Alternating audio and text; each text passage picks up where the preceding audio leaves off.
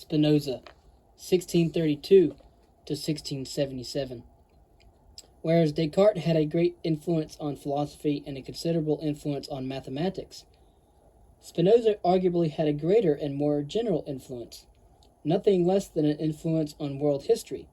This is because of the impact of his ideas on the Enlightenment. There were, of course, many others who had great influence too, not least among them Sir Isaac Newton and John Locke. Newton's contribution to science was transformative. Locke's influence on social and political ideas, consider the impact of his writings on the American and French revolutions, was transformative in another way. Both of them could be openly cited and quoted by their successors, but Spinoza's influence was largely covert, chiefly because he was regarded as an atheist, and atheism was viewed with hostility and opprobrium. The atheists of the time described themselves as deists, deism being the idea that the universe must have been created by a god, since at that time few could imagine a plausible alternative to thinking so, but they regarded this god as having since then either ceased to exist or lost interest, and they accorded little importance other than sociologically to religious beliefs.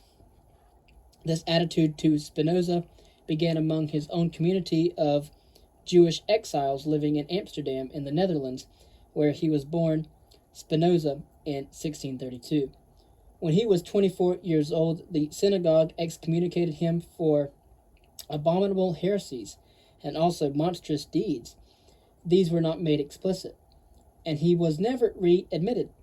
The reason was undoubtedly that he begun to give voice to his philosophical ideas, as these included denial of the existence of a transcendent deity personally interested in human destiny, denial of the existence of immortal souls, and denial of the continued relevance of Judaism's laws as set out in the Bible. The fact of his excommunication is unsurprising. Expulsion from one's community is a hard thing. Spinoza left Amsterdam and made a living in provincial towns as a lens grinder, a fact that has been cited in explanation of his early death, age 45, from lung disease, inhaling the fine dust from ground glass would, either by itself or in exasperation of another lung disease, have been the culprit. But by that time he had made a major philosophical reputation through his correspondence with other savants, although he published only 2 books in his lifetime, an examination of Descartes' principles of philosophy, and his Tractatus Theologico Politicus. Because of the unpopularity of his views with authorities, he chose to restrict himself to private contacts with fellow philosophers, for this reason refusing the offer of a professorship at Heidelberg University. Spinoza spent many years writing his great work, posthumously entitled Ethics, which he interpreted to write a book in response to a worsening climate of religious intolerance in the Netherlands, his famous, in its own day and for too long afterwards, infamous Tractatus Theologico Politicus, theological political treatise. It was published anonymously and caused a scandal, one outraged critic describing it as, quote, a book forged in hell by the devil himself, end quote.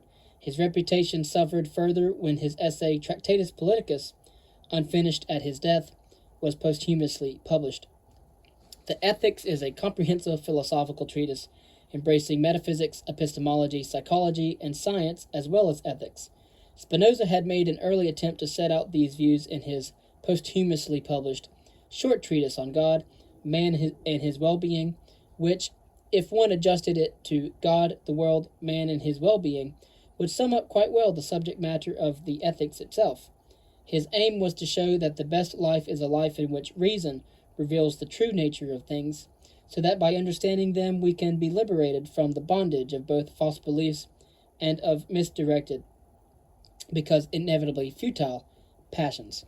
The 5 books of the Ethics are successively entitled Of God, of the Mind, of the Emotions, of Human Bondage, of Human Freedom. Thus one sees the progression of the argument.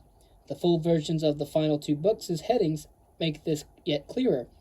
Book 4 is entitled Of Human Bondage, or The Strength of the Emotions, and Book 5 of Human Freedom, or the Power of the Understanding. In Latin, the ethics title is Ethica Ordine Geometrico Demonstrata, which illustrates the method in which it is laid out, as a geometrical treatise with definitions, axioms, and propositions with their proofs and corollaries. It looks forbidding, and it requires that one knows Descartes' philosophical views at least. But it is a monument of clarity and lucidity once one has grasped the concepts at work. A key to understanding Spinoza lies in his use of the phrase Deus sive natura, God or nature, to denote the totality of what exists. For him, the universe is God, or God is the universe. Nature is God, or God is nature. They are one and the same thing. All there is the world. Call it God if you wish, on the grounds that it is everything that exists. This view is a far cry from the idea that there is a separate, transcendent, providential deity with intentions and plans for what it has created, which judges and rewards or punishes, and is and does what traditional religious conceptions of deity describe. The reasons for Spinoza's view are these: the idea of what fundamentally exists in its own right, that is, substance, is the idea of what exists necessarily, because it is of the nature of substance to exist. There cannot be a non-existent substance. He rules out the possibility that substances can share attributes, attributes being the essential properties of a substance. Since God or nature possesses all attributes, there cannot be another substance. There can only be one substance. Therefore, everything that exists is an attribute or mode, which means a way of being or doing, of deus sive natura, God or nature. So the world is all there is, and everything is an aspect of the world, including us humans. For Spinoza, the universe was his God. Spinoza says that the world, deus sive natura, has infinite attributes. He almost certainly means infinitely many, as well as infinite in character. But we humans with our finite minds know only of two of them, thought and extension. Recall Descartes' two substances, mind, which is thinking stuff, and matter, which is extended or spatial stuff.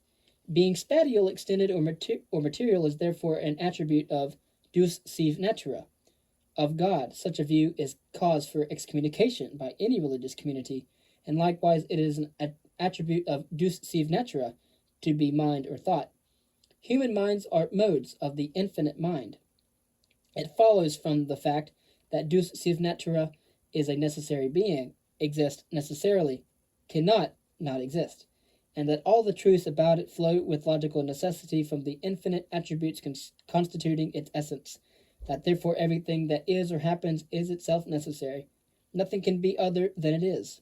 This is a strict and total determinism. Spinoza claims that it is acceptance of this great truth that everything that is and happens must be as it is and must happen as it does. That liberates us. Human freedom results from accepting the inevitability of things. How this notion connects with the concept of free will will be discussed at a later time. In the course of setting out this view about deus sive natura, or God or nature, and because of it, Spinoza offers ingenious solutions to various philosophical problems. One is the question of the place of mind in nature, the mind-body problem that proved so intractable to Descartes. It was intractable for Descartes because he conceived of mind and matter as essentially different substances, making it wholly mysterious how they can interact. For Spinoza, mind and matter are two attributes of the same substance, the one and the only substance, deus sive natura. Mind and body are one and the same thing, conceived now under the attribute of thought, now under the attribute of extension, he wrote. Both mind and body are modes, ways of being or acting of the single all-encompassing substance. It is a corollary of this that having an idea of a body consists in the idea and what the idea is of, its ideatum, being the same thing under two different descriptions. If the idea is adequate, think of the etymology of this word, equal to the ideatum. It is true. If it is inadequate, it is false. This last comment about adequacy should provoke a doubt about Spinoza's solution. If an idea and its ideatum are the same thing under different descriptions, how can an idea ever be false? He sought to give an account of error. Indeed, the epistemological aspects of the ethics are almost wholly devoted to an account of error, since it is a real problem for his view, by saying that falsity consists in privation of knowledge resulting from an inadequate or mutilated and confused ideas. Sense perception is a good illustration of this. The sun looks like a small, burningly golden disk to me, but it is not small. If I confused my idea of the sun with the sun itself, with the ideatum of the idea, I would be making a mistake. With Plato, therefore, Spinoza consigns sensory experience to the lowest epistemological level, that of opinion. It is here that falsehood enters, for the next two levels of cognition, science being the second and intuition being the highest, are concerned only with truth. This highest level, intuition, consists in a completely adequate grasp of the formal essence of the attributes of deus sive natura. Another problem to which Spinoza proposes a solution concerns individuality. If the universe is a single comprehensive substance, how can there be, or seem to be, such a vast plurality of individual things? And in particular, how can human beings be different from each other if they are really all part of the one thing that exists? His answer is that individual things are finite modes of the infinite substance, and each has an impetus to self-preservation and perseverance. This is conatus, desire or will to resist anything that can take its existence away. Everything has conatus. But some modes of the universe, such as animals and humans, have more self-awareness and more conatus than other things. This takes us back to the question of determinism, for now it might appear that conatus, at least in humans, is a form of free will, but Spinoza's theory excludes free will. In the Ethics, Spinoza says that people are mistaken in thinking themselves free, and this opinion consists in this alone, that they are conscious of their actions but ignorant of the causes which determine their actions. Yet the very little title of the book 5 of the Ethics tells us what the point of his theory is: to explain how we can achieve freedom. What is freedom for a human being if not freedom of will? The explanation Spinoza gives lies in the distinction he draws between active and passive mental states. We do some things and we suffer, that is, are recipients or receivers of certain things. We act or we are acted upon. The more adequate our ideas, the more active we are. The less adequate, the more we are on the receiving end of events. Because the only cause of everything is deus sive natura, it is the only thing that acts without being acted upon, and accordingly is the only thing that is free in the metaphysical sense. But insofar as we humans can progress from a less to a more active state by having more adequate ideas, so that extent we participate more in the active freedom of deus sive natura. Spinoza calls this independence from causes outside ourselves virtue, and says virtue and power are the same thing, where power is the ability to do and achieve things. Exercising power in this sense gives us pleasure, defined as the emotion we feel as we progress to more adequate ideas, and therefore greater freedom. Because a whole book is devoted to the emotions, or, as translations of Spinoza standardly call them, the affects, it is important to note his view of them, because they are central to his theory. He defines emotion as a confused idea, which arises because of our embodied existence, and the conatus to self-preservation, which prompts us to escape what is harmful and to seek what gives us joy or pleasure. Quoting the Stoics, he says that the things we desire and which our passions drive us to get lie outside our control, and the more therefore they influence us, the less happy we are, and therefore the less free. I call bondage our lack of power to moderate and restrain the effects. If we can control our desire for what we cannot control, we thus far liberate ourselves. We attain freedom when we understand the nature of things, and this weakens the power of our effects over us.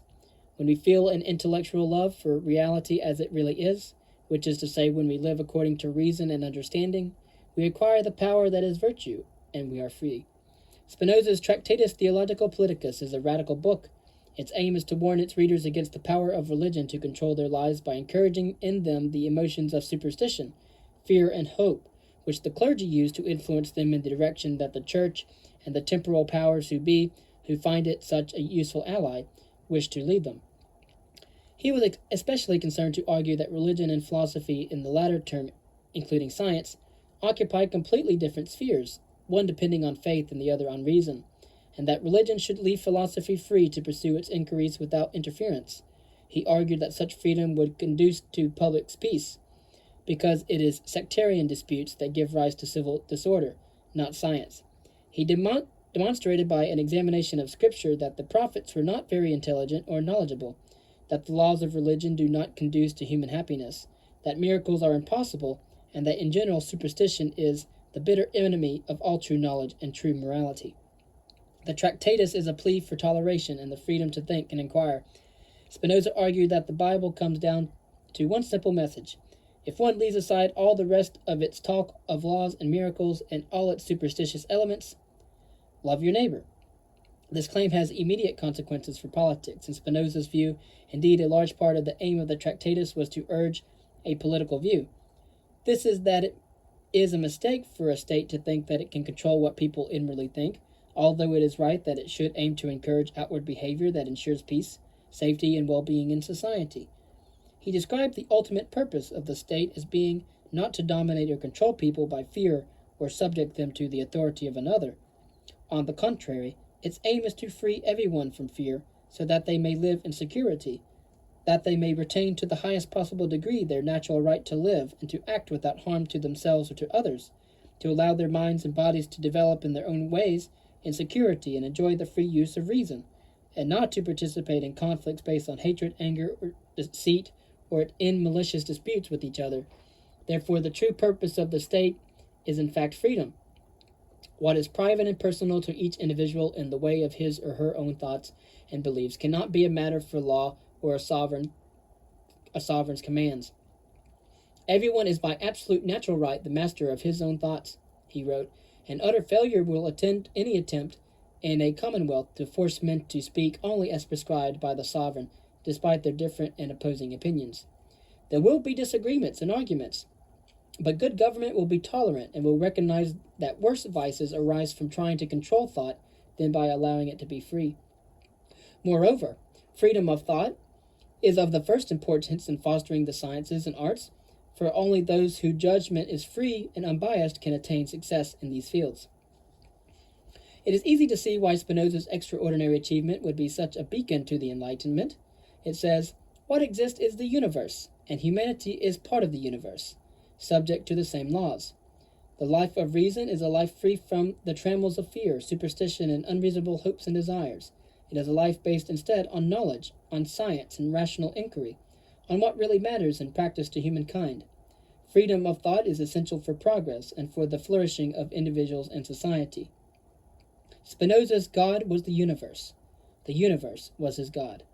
Spinoza's view breathes the clear air of intellectual freedom and directs the attention to what matters, life itself, here and now, in society with others, requiring thought and understanding.